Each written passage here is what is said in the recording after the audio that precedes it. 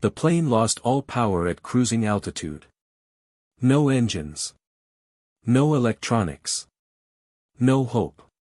Passengers screamed as death rushed closer. Then a silent girl everyone had ignored stood up and walked to the cockpit. What happened next shocked the entire world and saved every single life.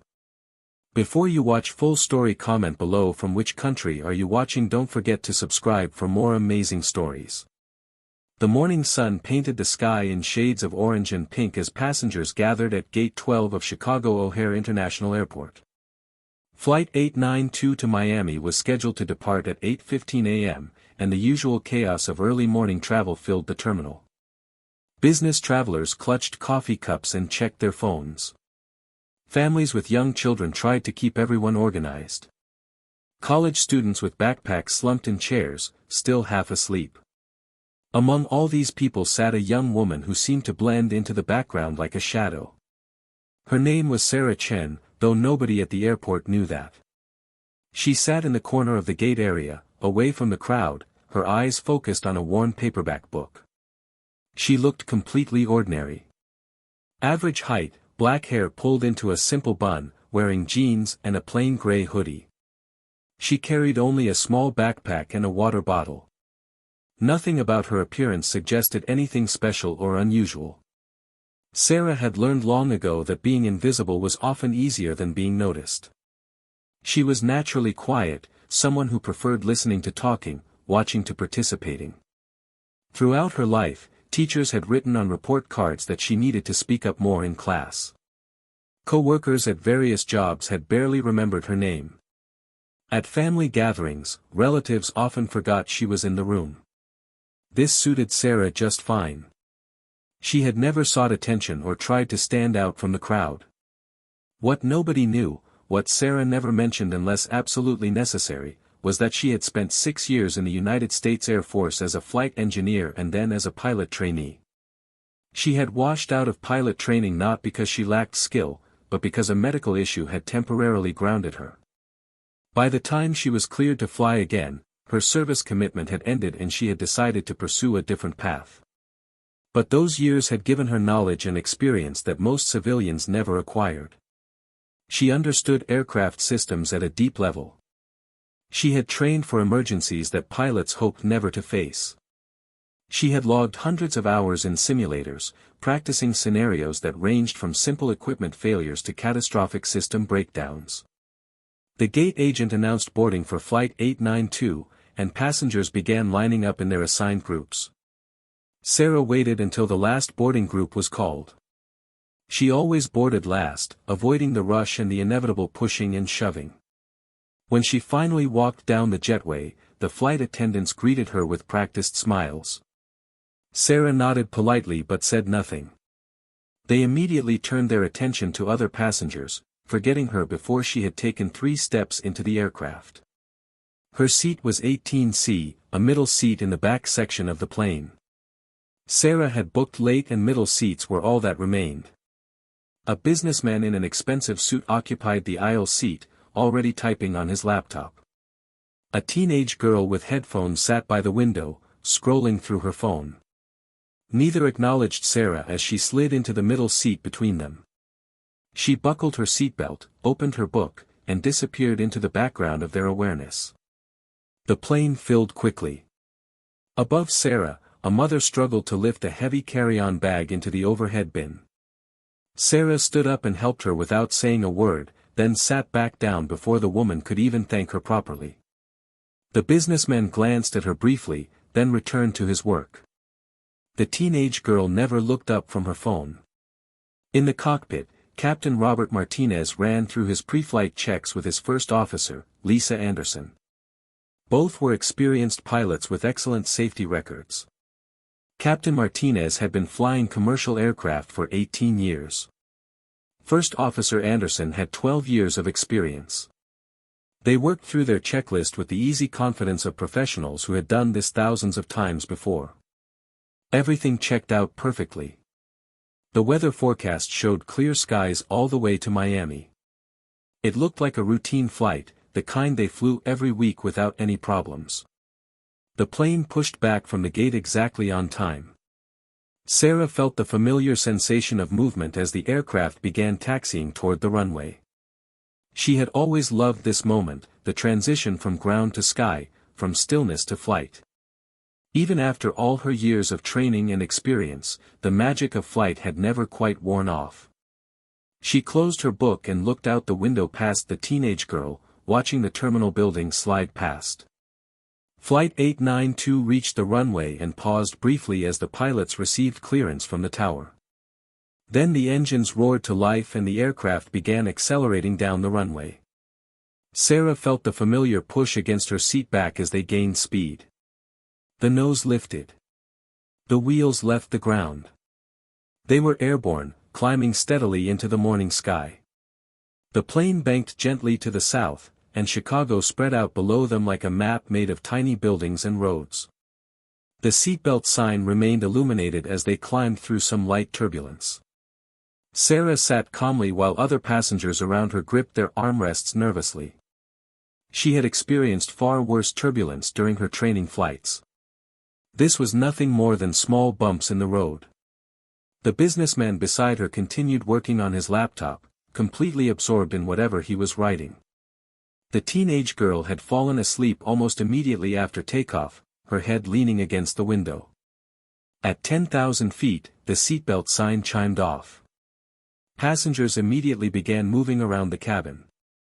The businessman got up to use the restroom. Parents retrieved snacks for their children from overhead bins. Flight attendants emerged from their seats and began preparing the beverage service. Sarah remained in her seat, continuing to read her book. She had no need to move around. She was perfectly comfortable staying still and quiet. The lead flight attendant, Michael Rodriguez, began pushing the beverage cart down the aisle from the front of the cabin. He had been working as a flight attendant for 15 years and had developed a quick eye for reading passengers. He could spot the demanding ones, the nervous flyers, the friendly chatters, and the people who just wanted to be left alone. When he reached row 18, he barely glanced at Sarah before asking in a neutral voice what she would like to drink. "Water, please," Sarah said quietly. Her voice was so soft that Michael had to lean in slightly to hear her over the ambient noise of the cabin. He handed her a cup of water and moved on immediately, his attention already shifting to the next row. Sarah took a sip and returned to her book. The businessman came back from the restroom and resumed his work without acknowledging her presence. The teenage girl continued sleeping. Sarah might as well have been invisible. 2 hours passed. The plane cruised smoothly at 35,000 feet. The flight was more than halfway complete. Many passengers had settled into the rhythm of the journey. Some dozed in their seats. Others watched movies on their tablets or phones. A few read books or magazines. Parents tried to keep restless children entertained. The hum of the engines provided a steady background drone that was almost soothing in its consistency. Sarah had finished her book and was now simply looking out the window when she could see past the sleeping girl. Below them stretched an endless landscape of farmland, the fields arranged in neat geometric patterns of green and brown. She tried to estimate their position based on the terrain features she could see. Somewhere over Indiana or Ohio, she guessed, heading southeast toward Florida. In the cockpit, Captain Martinez was discussing weekend plans with First Officer Anderson when a yellow warning light flickered on the instrument panel. Anderson noticed it first and pointed it out.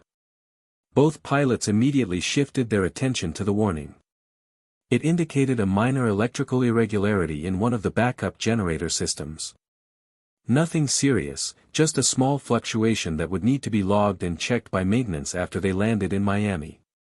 Captain Martinez reached for the radio to report the issue to their maintenance control center on the ground.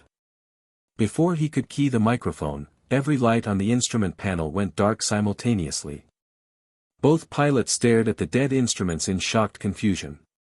The cockpit was suddenly lit only by sunlight streaming through the windows. Then, with a sound that Captain Martinez would later describe as the most terrifying thing he had ever heard, both engines stopped. The steady roar that had filled the cabin for over 2 hours vanished instantly, replaced by an eerie silence broken only by the sound of wind rushing past the fuselage. In the passenger cabin, people looked around in confusion and growing alarm. Something was wrong. Even passengers who rarely flew could sense it. The absence of engine noise created an immediate feeling of danger that bypassed rational thought and went straight to primal fear. Sarah's head snapped up from the window. Her years of training kicked in immediately. She recognized the silence for what it was, total engine failure. But it was more than that. The cabin lights had flickered and were now running on backup battery power. The air circulation system had changed its sound. Every system on the aircraft that required electrical power had just failed simultaneously. Her mind raced through the possibilities. Lightning strike. No, the weather was clear. Bird strike. Impossible to take out both engines simultaneously at cruise altitude. System cascade failure. Possible, but incredibly rare. Regardless of the cause, the result was the same. This aircraft was now a powerless glider at 35,000 feet with nowhere to go but down. In the cockpit, Captain Martinez and First Officer Anderson were working frantically through their emergency procedures. They tried the engine restart procedures, but nothing happened. The engines needed electrical power to restart, and the electrical power was completely gone. They tried the backup generators, but those had failed as well. They tried the emergency battery systems, which should have provided at least some instruments, but even those were not responding. First Officer Anderson grabbed the radio to declare an emergency, but the radio was dead. She tried the backup radio. Also dead. She tried the emergency locator beacon. Nothing. Every method of communication with the ground had disappeared. The aircraft was falling silently through the sky, and nobody on the ground even knew they were in trouble. Captain Martinez gripped the control yoke and felt the heavy resistance of hydraulic systems that no longer had power assistance. The control surfaces would still work through mechanical linkage, but they would require much more force to move. He could keep the plane flying, could maintain a controlled glide, but for how long? And toward what destination? Without instruments, he had no altimeter to tell him their exact altitude. No airspeed indicator to show their velocity. No navigation system to show their position. No communication radio to call for help. He was flying blind, using only his eyes and his experience to keep the aircraft stable. The plane began to descend. Without engine power, gravity took over immediately. Captain Martinez pulled back gently on the yoke, raising the nose to reduce their sink rate. The aircraft settled into a glide, trading altitude for forward motion at a rate he could only estimate. In the cabin, panic began to spread like wildfire. Passengers noticed the descent, felt the slight tilt that indicated they were no longer level. Nervous questions turned into frightened demands. Children began crying. Some adults were crying too. The flight attendants moved through the aisles trying to maintain calm, but their own fear showed clearly in their faces and voices. Michael Rodriguez picked up the intercom phone to call the cockpit, but the line was completely dead. He tried again, pressing the button multiple times. Nothing.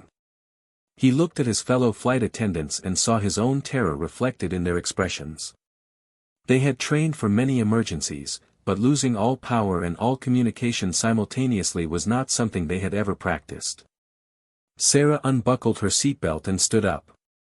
The businessman beside her looked at her with wide, frightened eyes. "Sit down," he said urgently. "We're in an emergency." Sarah ignored him completely and stepped into the aisle. She began walking toward the front of the cabin with calm, deliberate steps. Several passengers called out to her, asking if she knew what was happening, begging for information, but she did not respond. She walked as if she were alone on the plane, her face composed, her movements controlled and purposeful. Michael saw her approaching and moved to block her path. His training told him that all passengers needed to remain seated during an emergency, but his training had not prepared him for a situation where every system had failed. "Ma'am, you need to return to your seat immediately," he said, trying to sound authoritative despite the fear coursing through him. Sarah stopped directly in front of him and spoke for only the second time since boarding the aircraft. Her voice was quiet but absolutely steady, carrying a tone of complete certainty that cut through the rising panic like a knife. Both engines have failed. All electrical systems are gone. The pilots have no instruments and no way to communicate with the ground. This aircraft is now an unpowered glider descending from approximately 35,000 feet. Based on the glide ratio of this aircraft type, we have maybe 12 to 15 minutes before ground impact. I need to get into that cockpit right now. Michael stared at her in shock. The words were delivered without emotion, just flat statements of fact that were somehow more terrifying than screaming would have been. "How do you know all that?" he managed to ask. "My name is Sarah Chen. I served 6 years in the United States Air Force as a flight engineer and pilot trainee.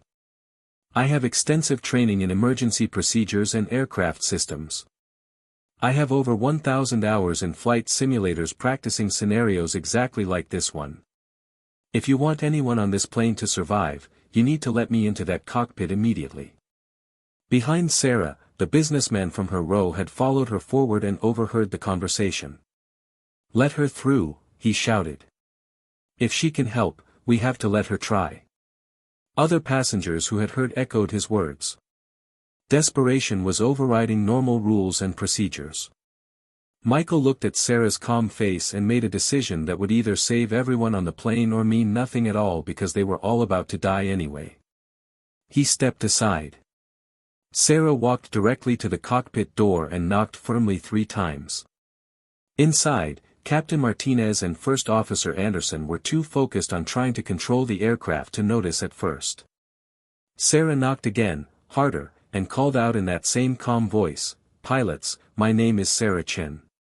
I'm a former Air Force flight engineer and pilot trainee with extensive emergency training. I can help you." Captain Martinez and First Officer Anderson exchanged a quick glance. Under normal circumstances, they would never allow a passenger into the cockpit during an emergency. But these were not normal circumstances. They were flying a dead aircraft towards certain disaster, and neither of them had any experience with unpowered flight from this altitude. "Unlock the door," Captain Martinez said. First Officer Anderson reached over and unlocked the cockpit door. Sarah entered immediately, her eyes scanning the dark instrument panel and taking in the situation in seconds. Both pilots turned to look at her, stress and fear evident on their faces despite their professional training. "Do you have mechanical control of the flight surfaces?" Sarah asked without preamble. "Yes," Captain Martinez answered. "Manual control is working but it's heavy without power assist." "What's your best estimate of current altitude?" First Officer Anderson glanced at her watch and did a quick mental calculation based on their last known altitude and the time that had elapsed. "Probably around 30,000 feet." Sarah nodded. "That gives us maybe 10 to 12 minutes maximum. Have you identified any possible landing sites?" Captain Martinez shook his head. "We have no way to know our exact position. We were somewhere over Ohio or Indiana when everything failed. Without instruments or communication, I don't know where the nearest airport is or if we can reach it." Sarah moved closer to the windscreen and looked out at the landscape below. The aircraft was descending through scattered clouds, and the ground was visible in patches. She saw farmland, small towns, roads running in straight lines. Her mind raced through calculations and possibilities. "We're not going to make it to an airport," she said bluntly. "Even if we knew where one was, we don't have enough altitude to reach it. We need to find a suitable emergency landing site within our glide range. Based on our current altitude and the glide characteristics of this aircraft, we have maybe 60 to 70 miles of range. We need to use it wisely." Captain Martinez felt a strange sense of relief despite the terror of the situation. This woman, this passenger they had completely ignored, was speaking with confidence and knowledge that suggested she actually knew what she was talking about. He made a decision that would probably end his career if they survived but might save all their lives. Take the left seat, he said, standing up from the captain's chair. Sarah did not hesitate. She slid into the captain's seat and immediately put her hands on the control yoke, feeling its weight and resistance. She made a small input, testing the aircraft's response, getting a feel for how it handled without power. The plane responded sluggishly but predictably. "First officer, I need you to help me navigate," Sarah said. "Do you have paper charts?" Lisa Anderson pulled out the emergency backup charts that were stored in the cockpit for exactly this kind of situation. She spread them across her lap and tried to estimate their position based on the last known coordinates before the systems failed. Sarah's eyes scanned the terrain below, looking for distinctive features that might help pinpoint their location. She saw a river snaking through the landscape and pointed to it. "That river. Can you identify it on the chart?" Anderson studied the chart and the river below. "Could be the Wabash River. If so, we're over western Indiana heading southeast." "Scan ahead for large open areas," Sarah instructed. "We need a landing site at least half a mile long, relatively flat, with minimal obstacles. Farm fields, dried lake beds, straight sections of highway. Anything that gives us a chance." Anderson pressed her face close to the windscreen, searching the landscape ahead. Captain Martinez stood behind them, feeling useless but understanding that the best thing he could do was stay out of the way and let Sarah work. The aircraft continued its steady descent. Sarah kept it in the optimal glide configuration, trading altitude for distance at the most efficient possible rate. Every foot of altitude was precious currency that could only be spent once.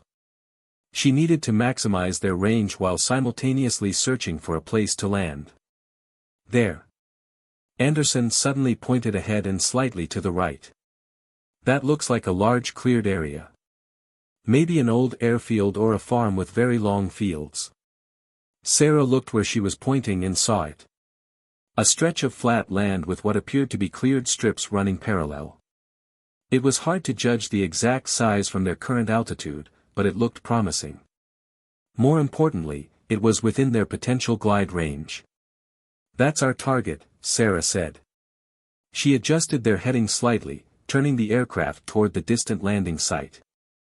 The turn cost them some altitude, but it was necessary. They would arrive at the site with whatever altitude remained, and she would have to use that altitude to set up a proper approach.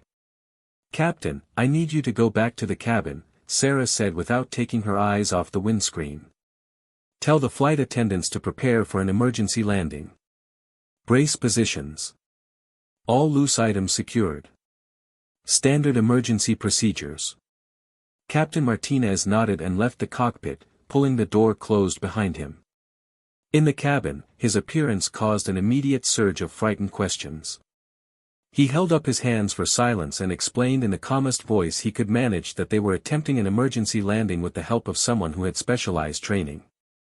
"Listen to your flight attendants," he said loudly. "Follow their instructions exactly. We're going to get through this." In the cockpit, Sarah focused completely on the task ahead. She had trained for this scenario countless times in simulators, but simulators were safe.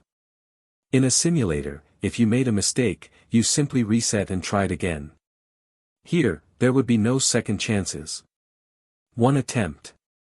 One landing. Success or death. "First officer, as we get lower I need you to call out any obstacles you see," Sarah said. "Power lines, towers, trees, buildings. Anything that might be in our path." "Understood," Anderson replied, her eyes scanning the approaching terrain. They descended through 20,000 feet. The landing site was clearly visible ahead now. Sarah could see that it was indeed an old airfield, probably abandoned years ago. The runways looked weathered and possibly rough, but they were long and straight. It was the best option they were going to find. The aircraft descended steadily. 15,000 feet. 10,000 feet. The ground was rising up to meet them with terrifying speed. Sarah made constant small adjustments, keeping them aligned with the longest runway, managing their energy state with the precision of someone who had spent years learning this exact skill. At 5,000 feet, Anderson called out a line of trees at the approach end of the runway. Sarah nodded, noting them, planning to aim for a touchdown point well past those trees. At 3,000 feet, she could see the runway surface clearly. It was cracked and overgrown with weeds in places, but it was still recognizable as a runway. At 1,000 feet, Sarah prepared for the most critical phase. She needed to time her flare perfectly, pulling back on the yoke at exactly the right moment to arrest their descent and settle onto the runway as gently as possible. Too early and they would balloon back into the air and stall. Too late and they would hit the ground hard enough to collapse the landing gear and possibly break apart. "Brace for impact in 30 seconds, Sarah called out. Anderson relayed the warning by shouting back through the cockpit door. Captain Martinez immediately repeated it to the entire cabin. Passengers bent forward into brace positions, heads down, hands locked behind their necks. Sarah's world narrowed to pure focus. Altitude. Airspeed. Sight picture. She was flying entirely by feel and visual reference, with no instruments to guide her. 500 feet. 400. 300. The trees at the end of the runway passed below. 200 feet. 100. At 50 feet, Sarah began the flare, pulling back on the yoke with steady pressure. The nose came up. The tail dropped. The aircraft's descent slowed. 30 feet. 20 feet. 10 feet. The main landing gear touched the broken pavement with a jarring thump that shook the entire airframe. The plane bounced slightly, came back down, bounced again less dramatically. Sarah fought the controls, keeping the nose up, preventing the nose gear from slamming down too hard. They were on the ground, but still traveling at over 100 miles per hour with no brakes and no thrust reversers. The aircraft rolled down the abandoned runway, shaking and rattling as the wheels hit cracks and potholes. Sarah kept the wings level, steering as best she could with the limited control authority she had. 100 miles per hour became 90, then 80, then 70. The far end of the runway approached. Beyond it, Sarah could see a field of tall grass. 60 miles per hour. 50. 40. The nose gear dropped as their speed decreased, and Sarah let it settle, using the additional drag to help slow them. 30 miles per hour. 20. The aircraft rolled off the end of the runway and into the grass field, the vegetation adding more resistance. 15 miles per hour. 10. 5. Flight 892 rolled to a complete stop in the middle of the grass field, sitting at a slight angle, silent except for the ticking of cooling metal and the wind rustling through the grass outside. For a long moment, nobody moved or spoke. Then First Officer Anderson let out a shaky laugh that was half sob. Sarah released the control yoke and felt her hands begin to shake with delayed adrenaline. Behind them, Captain Martinez appeared in the cockpit doorway, tears running down his face. In the cabin, someone started clapping. Then another person joined. Within seconds, the entire cabin erupted in applause, cheers, and tears of relief and joy. They were alive. Against all odds, against every probability, they had survived. The emergency evacuation procedures began immediately.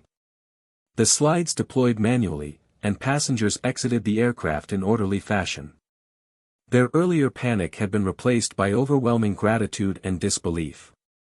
Sarah was one of the last to leave, following the flight crew down the evacuation slide and onto solid ground. She stood in the tall grass, looking back at the aircraft that had been seconds from death, and felt the full weight of what had just happened settle over her like a heavy blanket. Michael found her in the crowd of survivors who were gathering in small groups across the field. He approached her and without a word pulled her into a tight embrace. "You saved us," he whispered. "All of us. We would have died if you hadn't been here." Sarah shook her head slightly. "I just did what I was trained to do." But that was not quite true. Many people had training. Few people had her specific combination of skills and experience. Fewer still would have had the courage to step forward when the moment demanded it. The businessman from seat 18D approached her, his expensive suit dirty and torn from the evacuation. He held out his hand and she shook it. "I sat next to you for 2 hours," he said in wonder. "I didn't even notice you were there. I had no idea." "Most people don't notice quiet people until we need to speak," Sarah said softly. Emergency vehicles began arriving within 20 minutes, alerted by witnesses on the ground who had seen the plane descending in silence. When the first responders learned that the aircraft had lost all power at 35,000 feet and that a passenger had landed it safely, they could hardly believe it. The story would dominate news headlines for weeks afterward. Aviation experts would call it one of the most remarkable pieces of flying in commercial aviation history.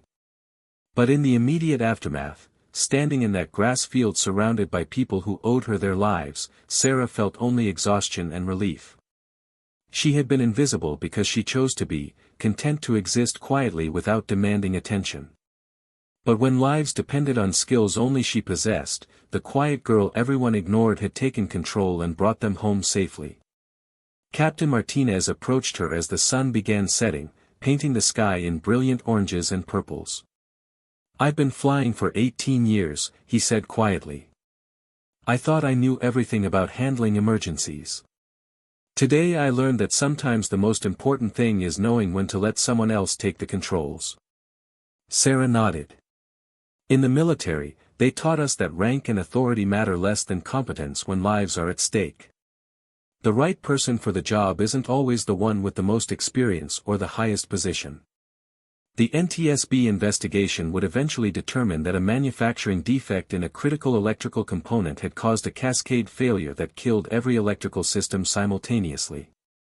It was a 1 in a million event, the kind of failure that engineers design multiple backup systems to prevent. But all the backups had failed together, leaving the aircraft completely powerless. As darkness fell over the abandoned airfield, Sarah looked up at the stars beginning to appear in the clear evening sky. She had always loved flying, loved the challenge of controlling an aircraft through three-dimensional space, loved the beauty of seeing the world from above. Today, that love had translated into something more than personal satisfaction. It had been the difference between life and death for 163 people. The quiet girl everyone ignored had saved them all. And perhaps, Sarah thought, that was the most important reminder that you never really know who anyone is until the crisis comes and they have a chance to show what they can do. Silence is not weakness. Being quiet does not mean being incapable. Sometimes the most competent person in the room is the one nobody notices until everything else fails and someone needs to step forward and take control. Sarah would fly again, though she would never seek out the spotlight or try to capitalize on her moment of fame. She would return to her quiet life, her preference for solitude over crowds, her habit of blending into the background. But she would always remember the day she stopped being invisible, the day she took the controls at 35,000 feet and refused to let disaster win. That day on Flight 892, when the impossible happened and the quiet passenger became a hero. The businessman from seat 18D approached her, his expensive suit dirty and torn from the evacuation. He held out his hand and she shook it. "I sat next to you for 2 hours, he said in wonder. "I didn't even notice you were there. I had no idea." "Most people don't notice quiet people until we need to speak," Sarah said softly. Emergency vehicles began arriving within 20 minutes, alerted by witnesses on the ground who had seen the plane descending in silence. When the first responders learned that the aircraft had lost all power at 35,000 feet and that a passenger had landed it safely, they could hardly believe it. The story would dominate news headlines for weeks afterward. Aviation experts would call it one of the most remarkable pieces of flying in commercial aviation history. But in the immediate aftermath, standing in that grass field surrounded by people who owed her their lives, Sarah felt only exhaustion and relief. She had been invisible because she chose to be, content to exist quietly without demanding attention. But when lives depended on skills only she possessed, the quiet girl everyone ignored had taken control and brought them home safely. Captain Martinez approached her as the sun began setting, painting the sky in brilliant oranges and purples. "I've been flying for 18 years, he said quietly. "I thought I knew everything about handling emergencies. Today I learned that sometimes the most important thing is knowing when to let someone else take the controls." Sarah nodded. "In the military, they taught us that rank and authority matter less than competence when lives are at stake. The right person for the job isn't always the one with the most experience or the highest position."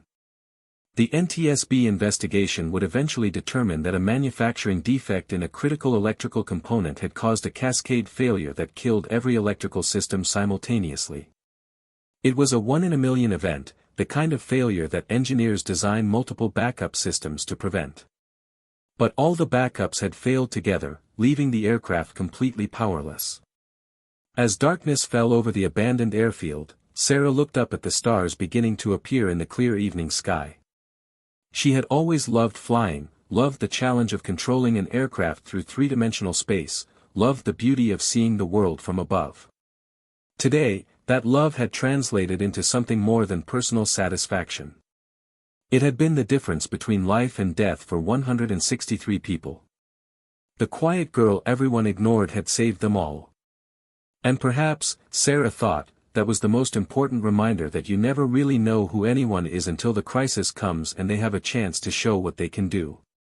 Silence is not weakness. Being quiet does not mean being incapable. Sometimes the most competent person in the room is the one nobody notices until everything else fails and someone needs to step forward and take control. Sarah would fly again, though she would never seek out the spotlight or try to capitalize on her moment of fame. She would return to her quiet life, her preference for solitude over crowds, her habit of blending into the background. But she would always remember the day she stopped being invisible, the day she took the controls at 35,000 feet and refused to let disaster win. That day on Flight 892, when the impossible happened and the quiet passenger became a hero.